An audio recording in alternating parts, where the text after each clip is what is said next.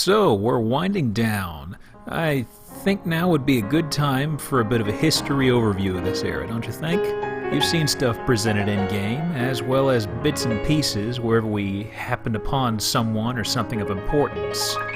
Let's put it all in place. First off, how did the Renaissance actually get set in motion?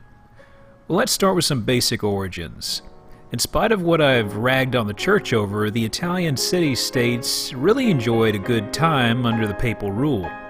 During the Crusades in particular, they were making some really serious cash. These frequent surpluses of goods and money allowed them to pursue investments and such, which led to more mining and agriculture. After enough thriving and investment, in the 13th century, banking, the concept of bookkeeping and debts, and all sorts of financial breakthroughs were established. A lot of this was relegated within the mercantile class, though, and there wasn't really much of a trickle-down effect within society. So you could say it was very much, this wealth and prosperity was very much compartmentalized. Things grew nasty, though, and this boom kind of imploded. Firstly, you have the climate, and I don't mean the political climate, I mean the climate, the temperature. Historically, the climate has shifted around worldwide, introducing occasional spells of miniature ice ages, hothouse events, and all that good stuff. Now, around the 11th century, the world's climates began to take a turn for the colder as the medieval warm period was ending.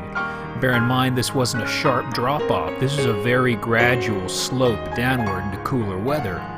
By the 13th century, this had begun to have a profound effect on trade. Given how far-reaching of a change this was, crops, imports, etc. tremendously changed as a result, and it only worsened as the weather trended toward colder and colder times. You had ideal areas like the tropics and what have you that shrunk down, and particular sweet spots or belts for some crops were almost entirely wiped out.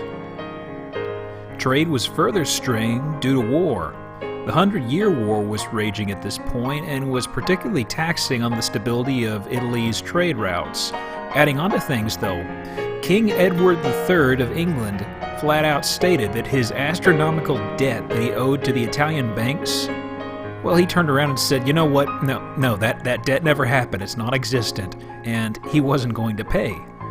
Financial institutions within Italy, as a result, took a complete nosedive.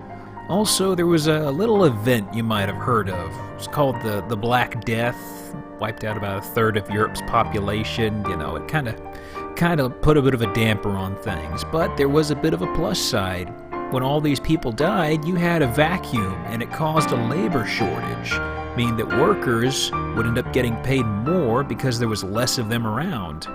And also a bit of a something else on this front. The church really took a bit of a public beating whenever the plague was around, because there would be some discussion of the plague being caused by a certain group of people or something. Witch hunts basically were led against the Jews, and they were killed and burned in mass. It's basically the church was just trying to justify this any way they could, and after a while the people started kind of saying, hey, you know, this is getting kind of silly. So the church lost a bit of its control on people. Now, there was also something else. I mentioned the banks imploded. This is kind of winding back a little bit on the topic, sorry. But the thing is, this hole would be filled and taken advantage of almost completely by the Medici family, which would lead to their success that we know so well of. But the thing is, before we get to the Medici even entering the picture here, the city-states at this point were in a poor shape after the financial collapse. There was a surge in mercenaries, or condottieri, but not really much got done. You had warfare everywhere, but as opposed to fast battles with high body counts and quick turnarounds, the condottieri as a whole weren't too keen on dying for their employers. Their preferred strategy? Sieges. Sieges and sieges. The lazy man's tactic of handling a war. Which I'm kidding when I say that, but basically they did anything they could to avoid getting killed without outright being branded as cowards. Thing is, though, really exacerbated this was the fact that the vast majority of the military forces in the areas tended to be mercenaries. And of course, as you could imagine, the employers were always on pins and needles because these guys would turncoat if they were given a good amount more money. And eventually, though, in spite of these ongoing money sinks or smaller conflicts, eventually Milan, Florence, and Venice became the top dogs. Back to the Renaissance's origins as a whole, though. What were some other contributions to this boom? Firstly, the location was a key. This is on a number of levels. Italy was literally built upon the ruins of the Roman Empire, which had fantastic, for example, the architecture that was left behind. The ruins were still standing in a lot of places, and prior to this point, folks were just scavenging and scraping stuff up so they could get by, and all of a sudden, people began to say, hey, that building there has been standing for a long time. Maybe I should build a building that is very similar to that in structure. And this sort of mindset or pseudo-plagiarism kind of applied to a number of levels, and the whole of this became known as the revival of the classical antiquity.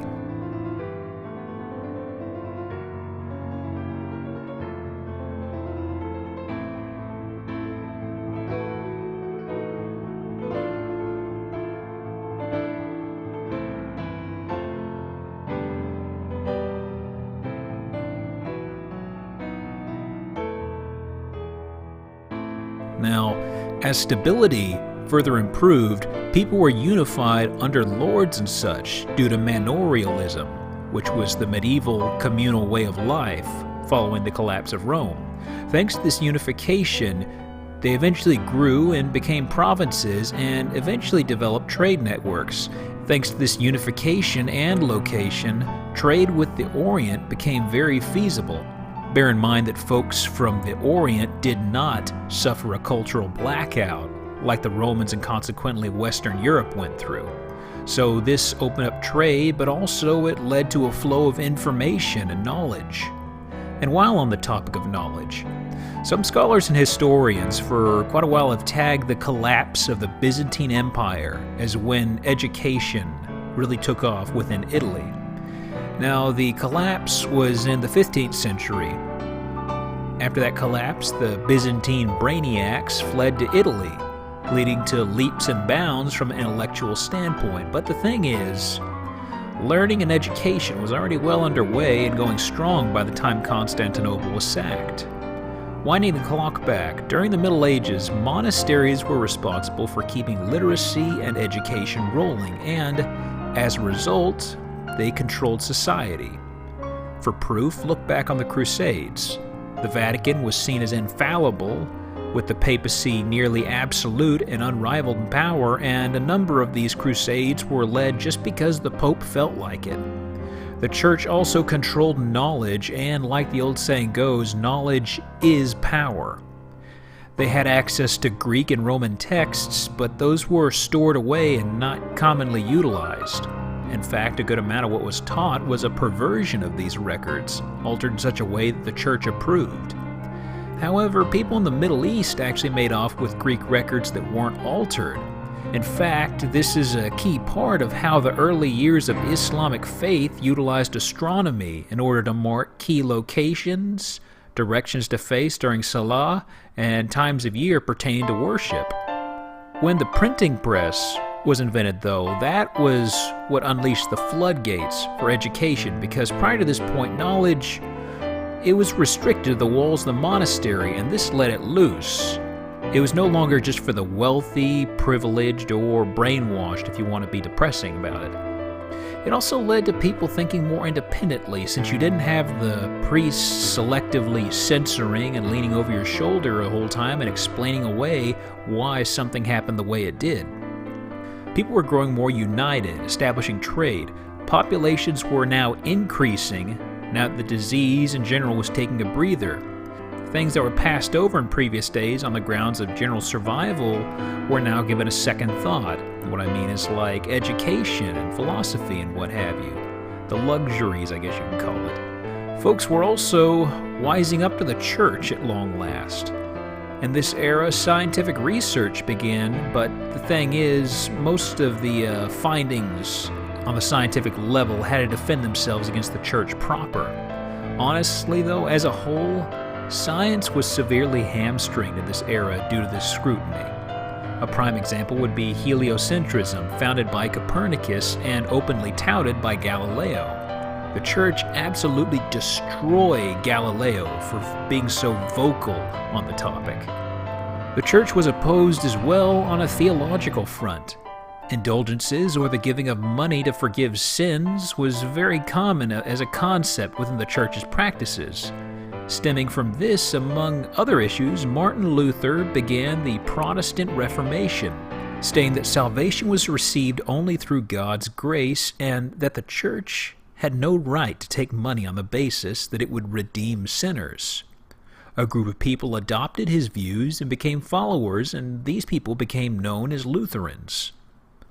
On the flip side, you had people who openly opposed religion, stating that it was man-made. Niccolò Machiavelli was very outspoken on the topic. He also stated that religion served, however, as a good power structure to keep society in line on a moral level. However, a strong leader could get the job done just the same in his mind. This sort of control over the public was vital in order to maintain a stable republic. Additionally, you had Dante, who wrote the Inferno. This one's a little hard to follow, so bear with me for a moment. You see, Italy was comprised of city-states in this era, okay? All doing their own little thing, with the church sitting in Rome and indirectly calling the shots. These city-states were smaller, though, and they were unconsolidated groups, making them much easier to push around from the church's standpoint. Well, there was a slight difference across all of them from a linguistic standpoint. The dialect across all the city-states varied, so Dante wrote the Inferno in a unique fashion. He wrote it based on the local dialects surrounding his homeland, Tuscany, but he also merged in language habits which stemmed from Latin as well as other dialects from nearby regions. This is interesting because prior to this point, writers published strictly in Latin. This new language or writing he referred to as Italian. This was a major step in the unifying of Italy as a whole and would really shine through for Dante's legacy centuries down the road, once it of course had time to pick up steam and ingrain itself into the surrounding Italy. Keep the people divided, they played the church's favor, whereas unification raised the stakes. One small province opposes you, no biggie, but a consolidation of multiple provinces could be a huge issue. This language established a weak, albeit growing, sense of unification, or nationalism, I guess you'd say, throughout the city-states. This leads us into the next topic, behind what aided in the Renaissance: new trains of thought. There were four major categories of this in particular. Firstly, you've got secularism. Prior to this, people thought of strictly the afterlife. Now there was trade, exotic goods, luxury items, and things to appreciate. It allowed people to actually take pleasure in life. This could also be observed in, well, take a look at medieval era art, where attention to detail in art was seen as minor or worthless. The paintings themselves were basically being made for God's glory and not man. There wasn't a point in doing proper anatomy, shading, or background. The idea or thought of doing the painting was all that mattered. It didn't have to look pretty, basically. As secularism came up, though, people drifted toward a more worldly approach, you could call it. This wasn't in opposition to the church, but rather just a change the general outlook of the populace. As secularism thrived, you noticed art detail increased considerably. A man wasn't painting a painting for God, but rather for others to admire or capture a scene. Secondly, you have humanism, stemming somewhat from secularism. This approach was the belief that mankind should be the center of attention and not God. This was somewhat in opposition to the church, though, since prior to this point, humans could have been seen as living and doing everything solely for God. This is a hard thing for folks to grasp, but those days everything centered around God just about. People were pawns of God and, by proxy, the church. People literally knew they were pawns of God and they were okay with this. Everything that happened anything that was ever made, or anything that was ever done. It was for God. It was because of God. And the word humanist was coined in the Renaissance proper, and the word itself kind of conveys the change and attention from God to humans. And God and his importance were no longer number one. This built on the secularism mindset in that it was worldly, but it also pushed the church and God out of its spotlight on center stage. Third was individualism, an evolved version of humanism that allowed people to stand out. Leonardo da Vinci and his fame was definitely an example of this. He did great things and stood out in society. Another example was how artists began signing their works, which wasn't done prior to this. It was a large change from the mindset of the manorial mindset of the Middle Ages, which was very communal and focused on the group as a whole, rather than the individual. Finally was skepticism. A secular mindset combined with humanism made one wary of the world and the church's aims. Humanism combined with individualism result in outright opposition to the church's authority and the pseudo-scientific theories that were touted as a result. In fact, many people began to put more faith in strong figures in society or on an economic or political level as opposed to some guy from the church who claims he is speaking for some dude in the clouds that nobody's ever met. These people took more value in what they could see from the roof of their house as opposed to the intangible or the far away. A prime example of this would be the people of Florence rallying behind Lorenzo de' Medici. Additionally, Martin Luther's Protestant Reformation, scientific advances, and all these were as a result of this mindset.